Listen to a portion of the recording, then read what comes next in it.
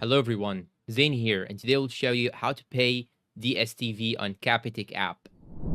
First, you'll have to click on Pay Beneficiary after opening the application and logging into your account. If you do not want to click on Pay Beneficiary, click on Transact. Then now go and click on the first option, Pay Beneficiary. Then click on Add Beneficiary. And now go to Capitec Registered. Then you will have to search for DSTV. If you cannot actually find it when scrolling down, you can simply click on this search icon. Then type here DSTV and it will be displayed on your screen. Now go and click on DSTV, enter the beneficiary name, account number, and click on add. After that, you will have to confirm by entering the PIN. So after entering the PIN, hit the confirm button and it will show you here this checkbox. Click on pay now. And now we have to provide the amount, then click on pay, hit the confirm button, and now it will show here that the transaction is successful. Just hit the done and you have successfully paid your DSTV. And that's all for today's video. If you find it helpful, please don't forget to support us with like, subscribe, comment, share. Thank you for watching and goodbye.